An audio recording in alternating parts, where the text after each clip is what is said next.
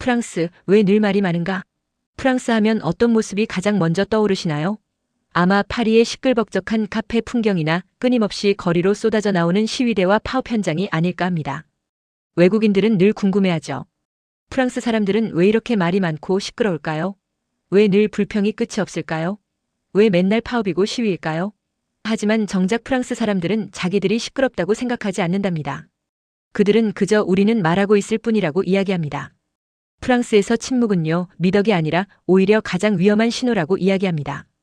아무 말도 하지 않는 사회는 이미 누군가가 모든 것을 대신 결정하고 있다는 뜻이기 때문입니다. 프랑스는 역사적으로 너무나 오랫동안 말하지 못했던 경험을 한 나라입니다. 일단 입을 닫으면 다시 열기 위해 피를 흘려야 했던 그 기억을 프랑스 국민들은 잊지 않고 있답니다.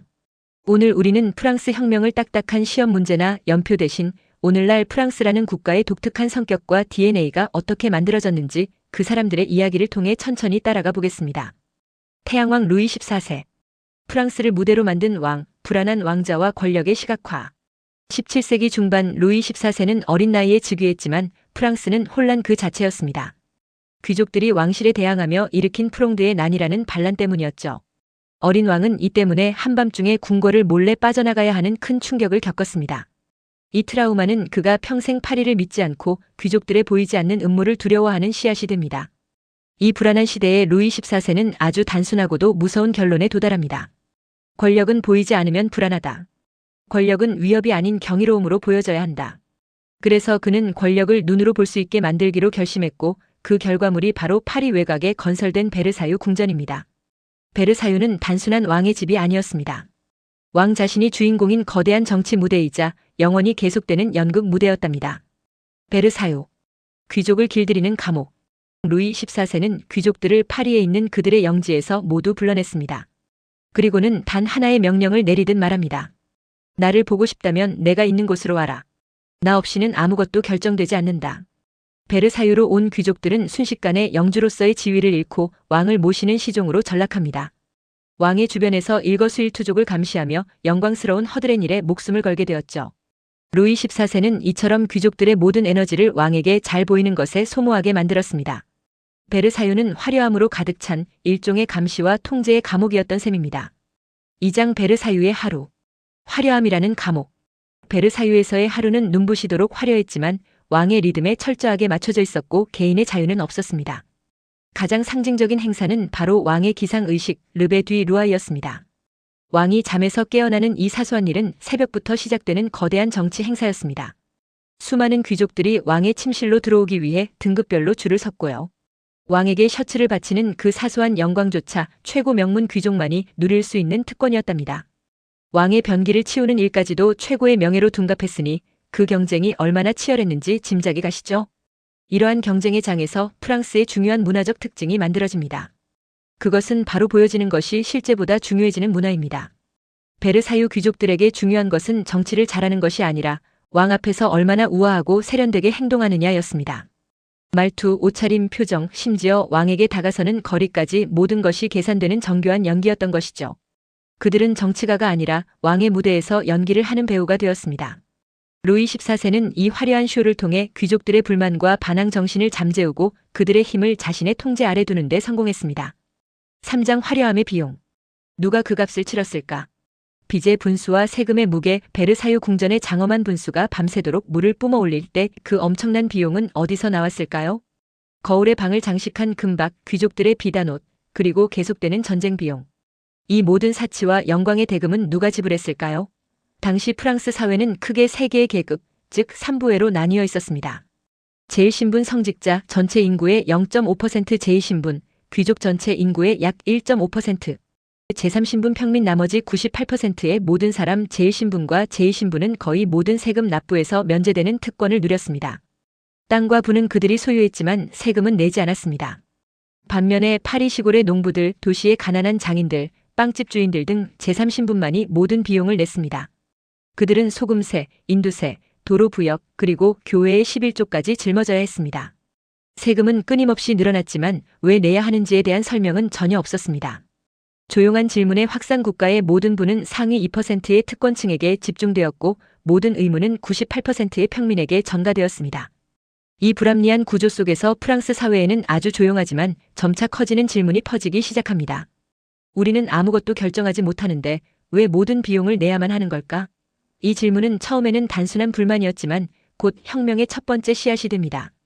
말할 권리를 갖지 못한 채 책임만 지는 삶에 대한 근본적인 의문이었습니다. 4장. 태양왕이 남긴 진짜 유산. 빛과 미래의 세금. 루이 14세가 1715년 세상을 떠났을 때 프랑스는 유럽의 강대국이었지만 그 영광의 이면에는 상상할 수 없는 부채가 있었습니다. 전쟁, 베르사유 유지 비용, 귀족들에게 제공된 돈과 연금. 이 모든 것은 미래의 세금을 담보로 당겨 쓴 것이었죠. 루이 14세가 남긴 빚은 프랑스 왕실의 1년 예산 전체를 훨씬 뛰어넘는 규모였다고 합니다. 결정 장애에 빠진 왕실 다음 왕들 루이 15세와 루이 16세는 이 거대한 빚더미를 떠안고 왕위에 올랐습니다. 문제는 그 누구도 이 빚을 어떻게 줄일지, 이 불공평한 세금 제도를 어떻게 고쳐야 할지 감히 결정하지 못했다는 것입니다. 루이 15세는 내 이후에는 홍수가 날 것이다라는 말을 남기며 문제를 외면했습니다. 루이 16세는 개혁을 고민했지만 번번이 특권 층인 귀족들의 반대에 부딪혀 물러서야 했습니다. 특히 고등법원 격인 파를망은 세금 개혁을 시도할 때마다 이를 무효화하며 특권을 지켜냈습니다. 왕실은 개혁을 원했지만 개혁할 힘이 없었고 이 우유부단함은 제3신분의 분노를 더욱 키우는 결과를 낳았습니다. 5장. 시골 농부의 하루. 프랑스를 떠받친 침묵. 농민장의 고통스러운 계산. 이제 우리의 시선을 베르사유의 화려한 조명에서 프랑스 시골의 진흙탕 길로 옮겨보겠습니다. 농부장의 하루는 해가 뜨기 한참 전부터 시작됩니다. 그는 겨우 몇 평의 땅을 갈고 씨를 뿌리고 비와 병충해를 걱정하며 하루를 보냅니다. 하루 일과가 끝난 후 가장 고통스러운 것은 밤에 하는 계산이었습니다.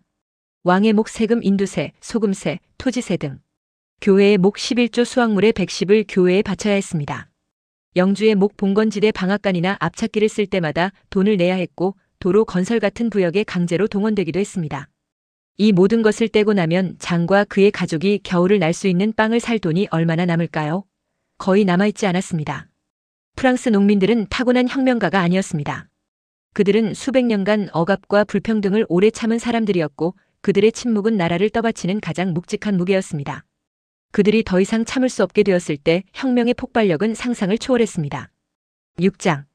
파리 생각이 가장 먼저 폭발하는 도시. 커피와 의견이 넘치는 살롱. 18세기 후반, 파리는 유럽에서 가장 생기가 넘치고 동시에 가장 위험한 도시였습니다. 베르사유가 침묵과 허영의 궁전이었다면 파리는 말이 폭발하는 도시였습니다. 파리의 카페, 특히 카페 프로코프 같은 곳에서는 커피보다 의견이 먼저 테이블에 올랐습니다. 귀족이 아닌 변호사, 작가, 지식인들이 모여 신문과 소문을 나누었고 금지된 책들이 은밀히 퍼져나갔습니다. 이것이 바로 계몽주의의 불길이었습니다. 볼테르는 종교적인 광신을 비판했고 몽테스키웨는 삼권 분립이라는 혁명적인 정부 형태를 제시했습니다. 칼보다 위험한 문장, 루소의 메시지. 이 중에서도 가장 폭발적이었던 것은 장자크 루소의 문장이었습니다. 인간은 태어날 때 자유롭다. 그러나 모든 곳에서 사슬에 묶여있다. 이 문장은 당시의 왕권 신수설과 봉건제도 전체를 정면으로 부정했습니다.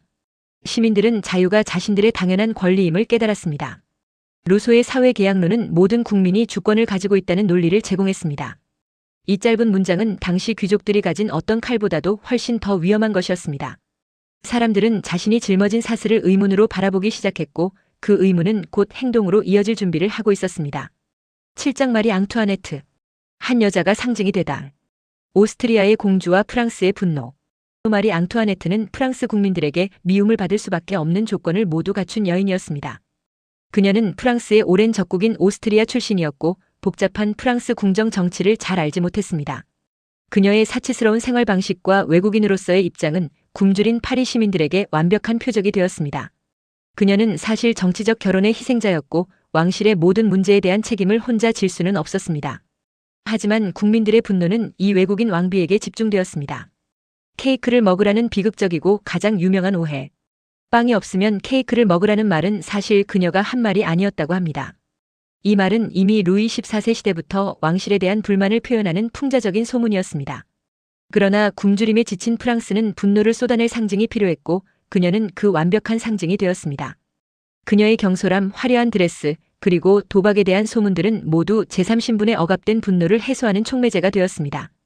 그녀는 왕권의 부패와 사치의 상징으로 소비되었고 그 결과는 비극적인 결말을 예고하고 있었습니다. 8장. 빵집 앞의 침묵. 혁명이 시작되는 소리. 생존의 문제, 빵값의 폭등. 1789년 여름. 혁명의 불꽃이 튀는 곳은 철학자들의 살롱이 아니라 파리 시내의 빵집 앞이었습니다. 1788년과 1789년의 흉작은 곡물 가격을 천정부지로 끌어올렸습니다. 파리 시민의 하루 일당 중 80% 이상이 빵 한 덩어리를 사는 데 쓰일 정도였으니 그 고통이 짐작이 가시죠. 빵집 앞에 늘어선 긴 줄. 그 줄 끝에서 들려오는 점원의 한마디는 단순한 안내가 아니었습니다. 오늘은 없습니다. 이 말은 곧 폭동으로 이어질 수 있는 경고였습니다. 배고픔은 그 어떤 사상이나 이데올로기보다 강력합니다.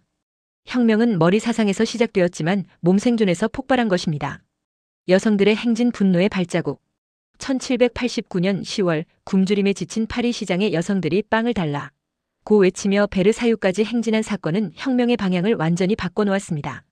수천 명의 여성들이 빗속을 뚫고 20km가 넘는 길을 걸었습니다. 이들은 고상한 정치적 요구가 아니라 우리 아이들이 굶어 죽는다는 가장 원초적인 분노를 안고 있었습니다. 이들이 베르사유에 도착했을 때 화려한 궁전은 굶주린 민중의 힘 앞에서 순식간에 나약해졌습니다. 이것이 바로 혁명의 서막이었답니다. 9장. 루이 16세. 착하지만 시대를 읽지 못한 왕. 선량한 인간, 무능한 군주 루이 16세는 잔인한 폭군이 아니었습니다. 그는 개인적으로는 성실했고 독서를 즐겼으며 심지어 자물쇠 수리를 취미로 즐길 만큼 평범하고 소박한 사람이었습니다. 그는 개혁의 필요성을 알고 재정개혁을 고민했습니다. 유능한 전문가들을 기용하여 세금 제도를 손보려 시도하기도 했습니다. 하지만 그의 가장 큰 문제는 바로 우유부단함이었습니다. 개혁파를 등용했다가도 귀족들의 거센 반대에 부딪히면 결국 그들을 해임하고 결정을 미뤘습니다. 프랑스는 행동의 나라입니다. 프랑스 역사는 우유부단함과 망설임을 가장 싫어합니다. 루이 16세의 결정의 부재는 혁명의 속도를 따라가지 못했고 결국 그는 스스로를 지킬 동력조차 잃었습니다. 그는 개혁을 시도했지만 혁명가들 눈에는 결국 특권을 지키려는 왕으로밖에 보이지 않았던 것이죠. 10장. 왕이 파리로 끌려오던 날. 공기의 변화. 베르사유에서 튤르리 궁으로 1789년 10월 6일 여성들의 행진에 의해 루이 16세와 마리 앙투아네트 일가는 베르사유를 떠나 파리 시내의 튤르리 궁전으로 이송됩니다. 왕실의 가마가 파리 시민들에게 둘러싸여 흙먼지 날리는 파리길을 행진할 때 분위기는 완전히 바뀌었습니다. 사람들은 환호했지만 그 환호 속에는 불안감이 함께 있었습니다. 왕이 이제 더 이상 신성한 존재가 아니라는 명백한 증거였기 때문입니다. 왕이 파리에 있다는 사실은 왕실이 이제 혁명의 인질이 되었다는 것을 의미했습니다. 신의 권위로 통치하던 시대는 무너졌고 왕은 파리 시민들의 감시 아래 놓인 언제든 위협받을 수 있는 한 명의 인간이 되었습니다. 왕은 아직 적이 아니었고 국민의 아버지로 남아있으려 했지만 이미 왕과 국민 사이에는 되돌릴 수 없는 깊은 금이 가 있었습니다. 11장 단두대 자유가 가장 차가워진 순간. 시민 카페로의 추락. 1793년 1월 21일 루이 16세는 단두대에 올랐습니다. 혁명재판소는 그를 왕이 아닌 시민 루이 카페로 불렀다고 합니다. 이는 왕권을 부정하고 그를 평범한 한 명의 시민이자 반역자로 취급한다는 선언이었습니다. 왕의 처형은 프랑스 역사의 가장 충격적인 사건 중 하나였습니다. 혁명가들에게는 해방이자 공화국의 탄생을 알리는 승리의 외침이었지만 많은 시민들은 두려움 속에서 환호했습니다. 새로운 기준의 상실왕을 처형함으로써 프랑스는 신이 부여한 통치 기준, 즉 군주의 권위를 스스로 없애버렸습니다. 자유는 얻었지만 그 자유를 통제할 새로운 기준은 사라진 것입니다. 이제 누가 옳은가? 누구의 말이 진짜 국민의 뜻인가? 이 질문은 피로 답해야 하는 시대, 즉 공포정치 시대를 예고했습니다. 왕의 목이 떨어지던 순간 프랑스는 무한한 가능성과 함께 무한한 불안정 속으로 떨어졌습니다. 12장 공포정치 혁명이 스스로를 삼키다. 로베스피에르와 미덕의 독재. 왕의 처형 이후 혁명은 자신을 지키기 위해 더욱 극단적인 길을 걸었습니다. 외부의 적뿐만 아니라 내부의 적반혁명 세력을 색출해야 했죠. 이 과정에서 등장한 것이 막시밀리앙 드 로베스피에르가 이끄는 공안위원회의 공포정치입니다. 로베스피에르는 덕은 공포를 통해서만 실현될 수 있다고 주장했습니다. 혁명의 순수성을 지키기 위해 의심과 고발, 그리고 처형이 난무했습니다. 사소한 불평이나 과거의 사소한 이념만으로도 단두대에 끌려갈 수 있었습니다. 지쳐버린 나라. 프랑스 사람들은 혁명의 이상에 열광했지만 끊임없는 의심과 공포 속에서 지쳐갔습니다. 자유를 얻었지만 다음날 아침 자신이 고발될까봐 두려워해야 했죠. 결국 혁명은 자신을 집어삼켰고 1794년 로베스피에르마저 단두대에서 처형당하며 공포정치는 끝을 맺습니다. 이 시기는 프랑스인들에게 말을 잘못하면 죽는다는 또 다른 종류의 침묵의 공포를 심어주었습니다. 13장 나폴레옹, 피곤한 나라가 선택한 남자. 질서를 요구한 민중. 공포정치의 피로와 혼란 속에서 프랑스는 절실히 안정을 원했습니다. 혁명은 너무 많은 것을 파괴했고 너무 많은 피를 흘렸습니다. 그때 등장한 사람이 바로 나폴레옹 보나파르트입니다. 이 코르시카 출신의 젊은 장군은 혼란스러운 프랑스의 강력한 지도자상을 제시했습니다. 1799년 쿠데타를 일으킨 후 그는 프랑스 국민들에게 이렇게 말하는 듯 했습니다. 자유는 잠시 보류합시다. 지금 우리에게 필요한 것은 질서와 효율성입니다. 프랑스는 지친 나머지 이 제안에 안도했습니다. 혁명의 이상은 잠시 접어두고 나폴레옹이라는 카리스마 넘치는 지도자에게 모든 권한을 위임했죠. 나폴레옹은 군사적 영광과 함께 나폴레옹 법전이라는 근대적인 법체계를 확립하여 혁명이 부수고 남긴 폐허 위에 새로운 질서를 세웠습니다. 14장. 영광과 피로, 왜 프랑스는 또 흔들렸을까? 영광은 영원하지 않다. 나폴레옹은 프랑스의 엄청난 자존심과 영광을 돌려주었습니다. 프랑스 군대는 유럽을 휩쓸었고 프랑스는 다시 한번 유럽의 중심에 섰습니다. 하지만 영광은 끝없이 이어지는 전쟁을 의미했습니다. 스페인, 러시아 원정 등 끝없는 전쟁은 프랑스 젊은이들의 피를 요구했고 재정은 다시 한계에 부딪혔습니다. 결국 나폴레옹이 몰락한 후 프랑스는 다시 왕정 복고와 공화정 사이에서 끊임없이 흔들리는 불안정한 평형 상태에 놓이게 됩니다. 1830년, 1848년, 1871년 파리 코민 등 프랑스 역사에는 끊임없는 혁명과 반란의 기록이 이어집니다. 나폴레옹이 남긴 질서의 유산에도 불구하고 프랑스 사람들은 한 번 말하는 법을 배우자 다시는 입을 닫지 않았습니다. 왕이든 황제든 대통령이든 국민의 뜻에 어긋나는 결정에는 언제든 거리로 나와 목소리를 높였던 것입니다. 프랑스는 왜 지금도 말할까? 침묵의 대가를 아는 민족. 오늘날 프랑스 사람들은 여전히 말이 많고 시끄럽고 파업이 잦습니다. 하지만 이제 우리는 그들의 소음을 다르게 해석할 수 있습니다. 프랑스 사람들은 역사를 통해 분명히 배웠습니다. 오래 참았을 때 아무도 대신 말해주지 않았다는 것을, 그들이 침묵했을 때 소수의 특권층이 다수의 운명을 결정했다는 것을 말입니다. 프랑스는 끊임없이 질문하는 나라입니다. 연금 개혁이든 노동법 개정이든 그들은 결정에 대해 의문을 제기하고 반대하며 때로는 물리적으로 그 반대를 표현합니다. 프랑스는 완성된 나라가 아닙니다. 그것은 끊임없이 진화하고 끊임없이 질문하며 끊임없이 대화하고 투쟁하는 과정 그 자체입니다.